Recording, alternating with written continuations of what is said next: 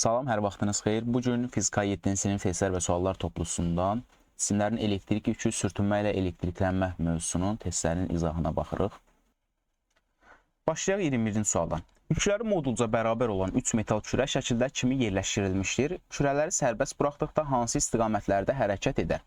Deməli, bizə 3 kürə verib, kürələrin yüklərinin işarəsini verib və deyir ki, bu yüklər, kürələrin yükləri modulca bərabərdir.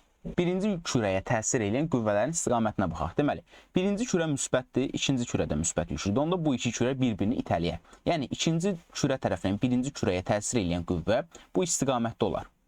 Yəni, sağa doğru. Üçüncü kürə mənfi yüklənib, birinci kürə müsbət. Bunlar əks işarəlidir, yəni bir-birini itələyər, cəzb eləyər bu kürələr. Onda üçüncü kürə tərəfindən də birinci kürəyə təsir edən qüvvə olar sağa doğru. Ümumi yekun qüvvələr sağa doğru oldu. Onda birinci kürə sərbəst buraxıldıqdan sonra sağa doğru hərəkət edər. Bunu oxunanda bu şəkildə göstərə bilərik.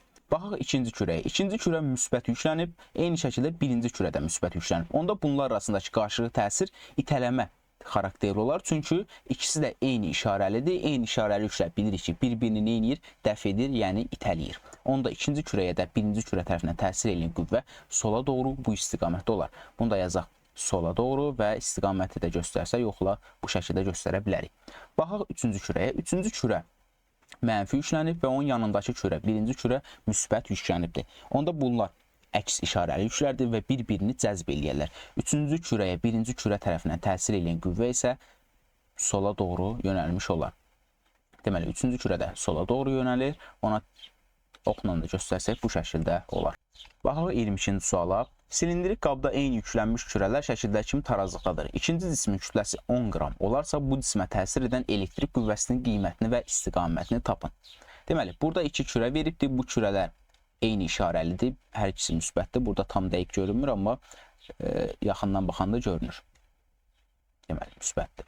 Hər ikisi müsbət yüklənib, yəni bunlar bir-birini itələyir. İkinci kürəyə təsir edən qüvvələrin istiqamətini göstərək. İkinci kürəyə birinci kürə tərəfindən yuxarı doğru bir elektrik qüvvəsi təsir eləyir. Buna istəsiniz F elektrikdə bu şəkildə yaza bilərik. Və başqa hansı qüvvələr var ikinci kürənin üzərində? Bunu da veribdir bizə kütləsini. Yəni, müəyyən bir kütləsi var. Onda buna təsir edən bir də bu şəkildə yazım. Ağırlıq qüvvəsi var aşağı doğru. F ağırlıq. Ağırlıq qüvvəsindən elektrik qüvvəsi bir-birinin əksinədir. Və bu kürə hazırda burada tarazlıqdadır. Tarazlıqdadırsa, deməli buna təsir edən ağırlıq qüvvəsi ilə F ağırlıqla elektrik qüvvəsi bir-birinə bərabərdir. Onda biz ağırlıq qüvvəsi də bilirik ki, F ağırlıq bərabərdir mg ilə tapılır. Və ağırlığını yenə gətirib burada mg yazsaq, biz elektrik qüvvəsinin qiymətini hesablaya bilərik. Deməli, yazırıq F elektrik bərabərdir m vurulsun g. M-in qiymətini veribdir 10 qram. Bunu kiloqrama çevirsək 10 qramı mində 10, yəni 0,1 kiloqram eləyər. Vurulsun g-nin qiymətini də verib bizə 10 metr böl saniyə kvadratı. 100-1-i də 10-a vursaq eləyər bərabərdir 0,1 newton. Deməli, buna təsir eləyən elektrik qüvvəsi 0,1 newtona bərabərdir. Baxaq 23-ə. Yüklənmiş metal lövhələr arasında yerləşdirilmiş mənfi yüklü cism tarazlıqdadır. Cismin yükünü dəyişmədən kütləsini azaltsaq, o hansı istiqamətə hərəkət edər? İki metal lövhə verib bizə müsbət yüklənmiş və mənfi yüklənmiş. Arasında isə bir mənfi yüklü kürə yerləşdirilir. Və bu kürənin kütləsini azaltsaq, hansı istiqamətə hərəkət edəcəyini bizdən soruşur. Deməli, burada bu mənfi yüklü, bu da mənfi yüklü. Onda bunlar bir-birini itələyir. Yəni, bu yuxarı doğru bunu bir elektrik qüvvəsindən itələyir. Eyni şəkildə yuxarıdakı lövhə müsbətdir, bu isə mənfi. O da bunu özünə doğru cəzb eləyir. Yəni, burada elektrik qüvvəsi yuxarı doğru yönəlmiş olur. Bunun bir də var kütləsi və o kütləsi varsa, onda bir aşağı doğru ağırlıq qüvvəsi var. Həmin ağırlıq qüvvəsi isə bayaq dediyimiz mg düsturu ilə tapılır. Və bizə deyir ki, yükü dəyişmədən, yükü dəyişmiriksə, deməli elektrik qüvvəsinin qiyməti dəyişmir. Bu konstant qalır, yəni sabit qalır qiyməti. Bəs ağırlıq qüvvəsi necə dəyişir? Deyir, kütləni azaltsaq. Ağırlıq qüvvəsi mg ilə tapılır və biz m-i azaltsaq, ağırlıq qüvvəsi də azalmış olar. Bu yükə aşağıya doğru təsir edən qüvvənin qiyməti azalırsa, onda bu yük yuxarıya doğru hərəkət etməyə başlayar. Yuxarıya doğru hərəkət edər. Cavab olar B variantı. Elektrik qüvvəsi hansı kəmiyyətlərlə düz, hansı kəmiyyətlərlə tərs mütənasib asılıdır? Elektrik qüvvəsi yüklərlə, deməli, qrafikini çəkim.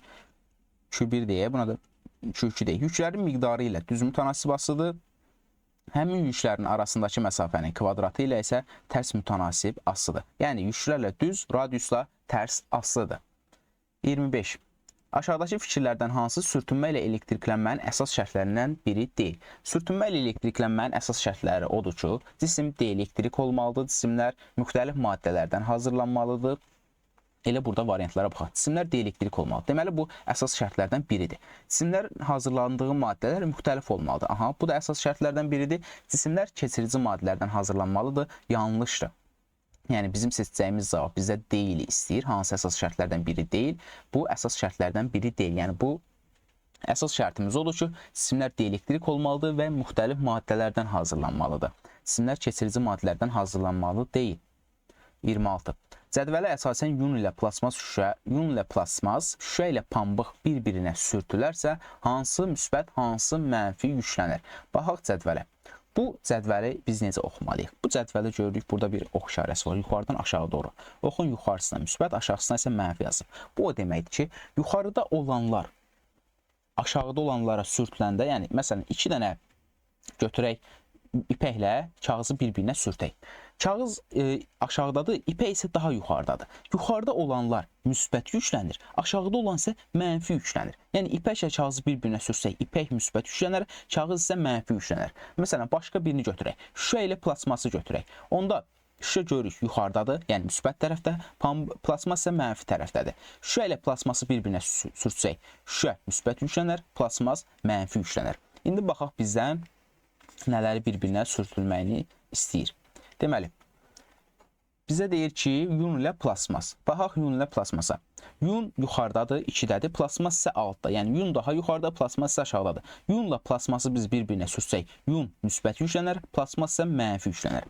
Daha sonra deyir ki, şüşə ilə pambığı. Yenə baxaq, şüşə 1-dədir, pambıq neçədədir? 5-dədir. Yəni şüşə yuxarıdadır. Onda şüşə müsbət yüklənər, pambıq mənfi yüklənər. Burada variant olaraq seçsək, müsbət yüklənən oldu şüşə ilə yun. Cavablardan baxırıq, şüşə ilə yun. Deməli, B variantı. Arxasında isə pambıqla plasmasda mənfi yüklənir. Cavab olur B variantı. 27. Neytral A cismi, neytral A cismindən neytral B cisminə 8 elektron keçdi. Bu cisimlərin yüklərinin qiymətini və işarəsini təyin edin. Biz demişdik ki, neytral atom elektron itirəndə müsbət iona çevrilir. Və ya neytral atom özünə əlavə elektron birləşdirirsə, o mənfi iona çevrilir. Yəni, burada elektronu itirən mənfiyə qəbul edilənsə, daha doğrusu elektronu itirən müsbətə qəbul edən atom isə, kürə isə mənfi yüklənəsidir. A elektronu itirir, yəni B-yə 8 elektron verir. Onda A necə yüklənər? Müsbət yüklənər və 8 elektron verdiyinə görə A-nın yükü olar müsbət 8Y. Bəs B necə olar? 8 elektron qəbul etdi, yəni 8 dənə mənfi yük qəbul etdi. Onda onun da yükü olar mənfi 8Y. Cavab olar A variantı. 28. İki eyni ölçülü və yükləri Q1 müsbət 14, Q2 müsbət 6 olan metal kürələri bir-birinə toxundurub ayırsaq, yükləri neçə Y olar? Metal kürələrin bir-birinə toxundurub ayrılmasında yüklərin bölünməsi onların radiusundan asılıdır.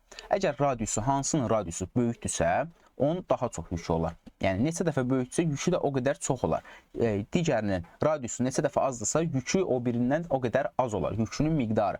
İndi burada baxırıq. Deyir, iki eyni ölçülü kürə verib bizə metal kürə. Onda bunların yəni radiusları o deməkdir ki, R1 bərabər deyirik ki, bunların radiusları bir-birinə bərabərdir. Əgər radiusları bir-birinə bərabərdirsə, biz ümumi yükü toplayıb 2-yə bölsək, bunların hər birinin yükünün neçə olduğunu tapa bilərik. Yükümüz müsbət 14-dür, müsbət 14, üstə gəlinsin müsbət 6, bölünsün 2-yə. Müsbət 14 ilə 6-ını toplasaq eləyər 20, 20-də 2-yə bölsək eləyər 10. Deməli, bunların hər birinin yükü 10 edir. 29. Yüklənmiş metal kürələri toxundurub ayırdıqdan sonra 4 elektron şəkildəki kimi birinci cisimə keçdi. Deməli, bu birinci cisimdir, bu isə bizdə ikinci cisimdir. Buna əsasən birinci və ikinci kürələrin yükləri nəyə bərabər olar? Deməli, birinci kürənin əvvəlki yükü müsbət 6-dır. Daha sonra isə 10 üzərinə -4 elektron gəlib. Bunu bayaqki qaydada eləyə bilmərik. Bayaq burada elədik, topladıq, 2-yə böldük. Orada çünki bizə demişdi radiusları bərabərdir. Burada bizə o şərti verməyib radiuslarının bərabər olduğunu. Ona görə o şəkildə yükləri toplayıb 2-yə bölməklə biz düzgün cavabı tapa bilmərik. Çünki bunların radiuslarının bir-birinə neçə dəfə fərqləndiyini bilmirik. Bunu necə yazarıq? Baxırıq birinci kürənin yükünə. Birinci kürənin yükü -6-dır. Yazarıq. Q1 bərabərdir. Yəni bu Q1 birinci kürənin sonrakı yükünü tapmaq üçün yazırıq. Əvvəlki yükü -6-dır. Daha sonra isə üzərinə 4 elektron gəlir. Yəni yükü -4 artır. Yazarıq, üstə gəlinsin -4e. Burada altında yanına e yazaq. Biz bunları toplasaq görərik ki, alınar 6y çıxılsın 4y. Bu da bərabər olar 2y'yə. Deməli, ikinci kürənin yükü 2 olur. 2y olur. Daha doğrusu birinci kürənin yükü ikinci halda. Bəs ikinci kürənin yükü nəyə bərabər olur? İkinci kürə üçün yazaq. Deməli, Q2 bərabərdir. Əvvəlki yükü neçədir? -8. Yazaq. -8e. Və 4 elektron itirir. Onda yazarıq, çıxılsın -4e. O da bərabərdir. -8e üstə gəlinsin 4e eləyər. Bunu da hesablasaq eləyər -4e. Deməli, ikinci kürənin də yükü olur -4y. İkinci halda -4y. Birinci isə müsbət idi. Müsbət 2. Baxaq 30-a. Şüşə çubuq əvvəlcə kağız, sonra isə plasmasa sürtülür. Kağız və plasması bir-birinə yaxınlaşdırdıqda nöqtələr. Deməli, biz yenə qaydaq bayaqki cədvələ. Nəyi sürtür əvvəlcə ona baxaq? Şüşə çubuq əvvəlcə kağıza, sonra isə plasmasa. Deməli, buranı silin, bu hissəni qarışmasın başımızda. Şüşə çubuq, deməli, şüşə çubuq əvvəlcə kağıza sürtülür. Şüşə çubuq görürük, 1-dədir, kağız 4-də. Yəni, şüşə çubuq daha yuxarıdadır, müsbət tərəfdə yerləşib. Onda bunları bir-birinə sürtsək, şüşə müsbət yüklənər, kağız isə mənfi yüklənmiş olar. Daha sonra isə şüşəni sürtürük, deyir ki, plasmasa. Şüşə çubuq daha sonra isə plasmasa sürtülür. Plasmas görüyor hardadır? Aşağıda, yəni mənfi tərəfdədir. Onda şüşə ilə müsbət yüklənər, plasmas mənfi yüklənər. Və bizdən soruşur ki, deməli, tapdıq kağız mənfi yükləndi, plasmas da mənfi yükləndi. Deyir, kağızla plasması bir-birinə yaxınlaşırsaq, iki dənə mənfini bir-birinə yaxınlaşırsaq nə edir bunlar? Eyni işarəlidirlər, yəni bir-birlərini nə edirlər? İtələyərlər.